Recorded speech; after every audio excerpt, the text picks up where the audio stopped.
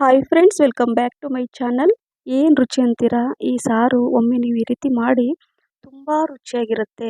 ಯಾವುದೇ ಪ್ಯಾಕೆಟ್ ಮಸಾಲ ಇಲ್ಲದೇ ಮನೆಯಲ್ಲೇ ಇರುವಂತಹ ಇಂಗ್ರೀಡಿಯೆಂಟ್ಸನ್ನು ಯೂಸ್ ಮಾಡಿಕೊಂಡು ಈ ರೀತಿ ಥಟ್ ಕೇವಲ ಒಂದು 15 ನಿಮಿಷ ಸಾಕು ಇದು ಮಾಡಲಿಕ್ಕೆ.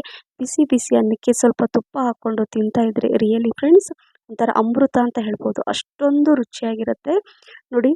ತಿಂತಾ ಇದ್ರೆ ಹೊಟ್ಟೆ ತುಂಬುತ್ತೆ, ಆದರೆ ಇನ್ನೂ ತಿನ್ನೋಣ ಅಂತ ಅನಿಸುತ್ತೆ. ಅಷ್ಟೊಂದು ರುಚಿಯಾಗಿರುತ್ತೆ ಈ ಸಾರು. ಬನ್ನಿ ಯಾವ ರೀತಿ ಮಾಡೋದು ಅಂತ ನೋಡೋಣ.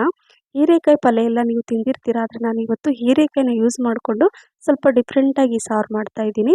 ಸಿಪ್ಪೆ ಎಲ್ಲ ತೆಗೆದುಬಿಟ್ಟು ನೀಟಾಗಿ ಈಗ ತೊಳೆದುಕೊಂಡು ನಾನು ಹೆಚ್ಕೊಳ್ತಾ ಇದ್ದೀನಿ. ಹೇಳಿದ್ನಲ್ವ, ಇದನ್ನು ಯೂಸ್ ಮಾಡ್ಕೊಂಡು ಇವತ್ತು ಒಂಥರ ರುಚಿಯಾದಂತಹ ಒಂಥರ ಹಳ್ಳಿ ಶೈಲಿಯ ಸಾರು ಅಂತ ಹೇಳ್ಬೋದು. ಕೆಲವೊಂದು ಸಲ ತುಂಬ ಸಿಂಪಲಾಗಿ ಆರೋಗ್ಯವಾಗಿ ಏನೋ ತಿನ್ನಬೇಕು ಅಂದರೆ ಮಧ್ಯಾಹ್ನ ಅಥವಾ ರಾತ್ರಿ ಊಟಕ್ಕೆ ಈ ರೀತಿಯಾಗಿ ಮಾಡಿಕೊಳ್ಳಿ. ಈಗ ಸಣ್ಣಕ್ಕೆ ಹೆಚ್ಕೊಳ್ತಾ ಇದ್ದೀನಿ ನಾನು ಹೀರೆಕಾಯಿನ. ಹೀರೆಕಾಯಿ ಹೆಚ್ಚುವಾಗ ಸ್ವಲ್ಪ ಚೆಕ್ ಮಾಡಿ, ಕೆಲವೊಂದು ಹೀರೆಕಾಯಿ ಸ್ವಲ್ಪ ಕಹಿ ಇರುತ್ತೆ, ಅಂಥದ್ದೆಲ್ಲ ಯೂಸ್ ಮಾಡಬೇಡಿ. ಈಗ ಒಂದು ಈರುಳ್ಳಿ ಸಿಪ್ಪೆ ತೆಗೆದು ತೊಳೆದ್ಬಿಟ್ಟು ಅದನ್ನು ಕೂಡ ಹೆಚ್ಕೊಂಡಿದ್ದೀನಿ.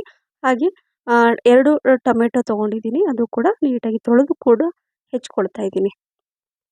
ಮೊದಲು ಈ ರೀತಿಯಲ್ಲಿ ಅಂದರೆ ಇದನ್ನೆಲ್ಲ ಹೆಚ್ಕೊಂಡ್ಬಿಟ್ರೆ ಕೇವಲ ಒಂದು 15 ನಿಮಿಷ ಸಾಕು. ಈಗ ಇಲ್ಲಿ ನಾನು ಒಂದು ಪಾತ್ರೆಯಲ್ಲಿ ತೋರಿಸ್ತಾ ಇದ್ದೀನಿ ನೋಡಿ, ಇದು ತೊಗರಿಬೇಳೆ.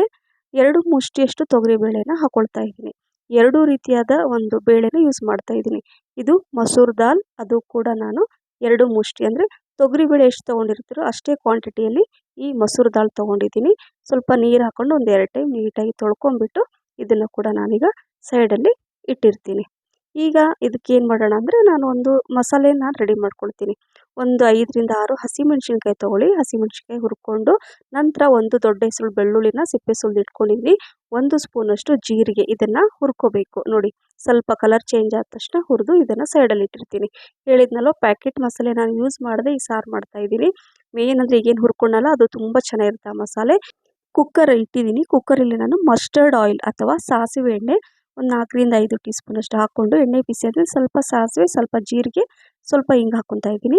ನಂತರ ಸ್ವಲ್ಪ ಕರಿಬೇವು ಸೊಪ್ಪು ಕೂಡ ಹಾಕ್ಕೊಂಡು ಹೆಚ್ಚಿರುವಂತಹ ಈರುಳ್ಳಿನ ಕೂಡ ಅದನ್ನು ಹಸಿ ವಾಸನೆ ಹೋಗೋ ತನಕ ನೀಟಾಗಿ ಫ್ರೈ ಮಾಡ್ಕೊಳ್ತೀನಿ.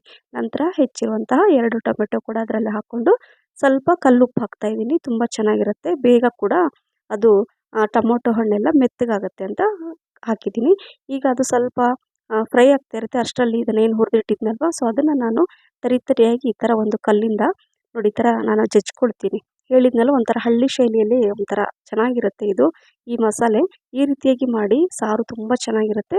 ಈ ಥರ ತರಿಯಾಗಿ ನಾನು ಜಜ್ಕೊಂಡಿರೋದನ್ನು ಇದರಲ್ಲಿ ಹಾಕಿಬಿಟ್ಟು ಇದು ಕೂಡ ಎಣ್ಣೆಯಲ್ಲಿ ಒಂದು 2 ನಿಮಿಷ ಅಥವಾ 1 ನಿಮಿಷ ಫ್ರೈ ಮಾಡ್ಕೋಬೇಕು. ಸ್ವಲ್ಪ ಅರಿಶಿನ ಕೂಡ ಹಾಕ್ಕೊಂಡಿದ್ದೀನಿ. ನಂತರ ಇಲ್ಲಿ ಸ್ವಲ್ಪ ಏನು ನಾನು ಹೆಚ್ಚಿರುವಂತಹ ಹೀರೆಕಾಯಿ ಇತ್ತಲ್ವ ಅದನ್ನು ಈಗ ಹಾಕ್ಕೊಳ್ತಾ ಇದ್ದೀನಿ. ಹೀರೆಕಾಯಿ ಹಾಕ್ಕೊಂಡು 1 ನಿಮಿಷ ಮಿಕ್ಸ್ ಮಾಡಿಕೊಂಡು ನಂತರ ಇಲ್ಲಿ ಬೇಳೆಗಳೆಲ್ಲ ತೊಳೆದಿಟ್ಟಿದ್ನಲ್ಲ, ಸೊ ಅದನ್ನು ಈಗ ಇದರಲ್ಲಿ ಹಾಕ್ಕೊಳ್ತಾ ಇದ್ದೀನಿ.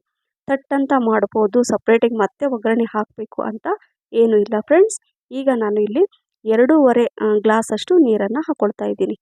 ಈಗ ಅಂದರೆ ನೀವು ಬೇಳೆ ಎಷ್ಟು ಹಾಕಿರ್ತೀರ ಆ ಕ್ವಾಂಟಿಟಿ ನೋಡಿಕೊಂಡು ನೀರನ್ನು ಹಾಕ್ಕೋಬೇಕು. ಅರ್ಧ ಟೀ ಸ್ಪೂನಷ್ಟು ಗರಂ ಮಸಾಲ, ಮನೇಲೇ ಮಾಡಿರೋಂಥ ಮಸಾಲ ಇದು ಹಾಕ್ಕೊಂಡಿದ್ದೀನಿ. ಸ್ವಲ್ಪ ಉಪ್ಪು ಕಡಿಮೆ ಅನಿಸ್ತು, ಉಪ್ಪು ಕೂಡ ಹಾಕ್ಕೊಂಡು ಮಿಕ್ಸ್ ಮಾಡ್ಕೋಬೇಕು. ಈಗ ಕುಕ್ಕರ್ ಲಿಡ್ಡನ್ನು ಕ್ಲೋಸ್ ಮಾಡಿಬಿಟ್ಟು 3 ಅಥವಾ 4 ವಿಸಲ್ ಮೀಡಿಯಮ್ ಫ್ಲೇಮಲ್ಲಿ ಮಾಡಿಕೊಂಡ್ರೆ ಈ ಸಾರು ರೆಡಿ ಆಗುತ್ತೆ. ತುಂಬ ಹುಳಿ ಹಾಕುವಂಥ ಅವಶ್ಯಕತೆ ಇಲ್ಲ, ತುಂಬ ಚೆನ್ನಾಗಿರುತ್ತೆ. ಹೀರೆಕಾಯಿಗೆ ಜಾಸ್ತಿ ಹುಳಿ ಹಾಕಿರೋ ಅಷ್ಟು ಚೆನ್ನಾಗಿರಲ್ಲ. ಅಕಸ್ಮಾತ್ ಇನ್ನೂ ಹುಳಿ ಜಾಸ್ತಿ ಬೇಕಾದರೆ ಸ್ವಲ್ಪ ಒಂದು 4-5 ಸ್ಪೂನು ನೀವು ಹುಣಸೆಹಣ್ಣಿನ ರಸ ಕೂಡ ಆ್ಯಡ್ ಮಾಡ್ಕೋಬೋದು. ನಾನು ಇದರಲ್ಲಿ ಹಾಕಿಲ್ಲ, ಯಾಕಂದರೆ ನನಗೆ ಇದೇ ಥರ ಇಷ್ಟ ಆಗುತ್ತೆ ಸಾರು. ಹಾಗಾಗಿ ನೋಡಿ, ಒಂದು 5 ನಿಮಿಷ ಬಿಟ್ಟು ಕುಕ್ಕರ್ ಲಿಡ್ ಓಪನ್ ಮಾಡಿದರೆ ಎಷ್ಟು ಚೆನ್ನಾಗಿ ಪರಿಮಳ ಬರುತ್ತೆ. ಸೊ ಬಿಸಿ ಬಿಸಿಯಾದ ಈ ರುಚಿಯಾದ ಆರೋಗ್ಯಕರವಾದ ಹೀರೆಕಾಯಿ ಸಾರು ರೆಡಿ ಆಯಿತು. ಸೊ ನಿಮಗೆ ಈ ರೆಸಿಪಿ ಇಷ್ಟ ಆಗುತ್ತೆ ಅಂತ ಅಂದ್ಕೊಂಡಿದ್ದೀನಿ ಫ್ರೆಂಡ್ಸ್.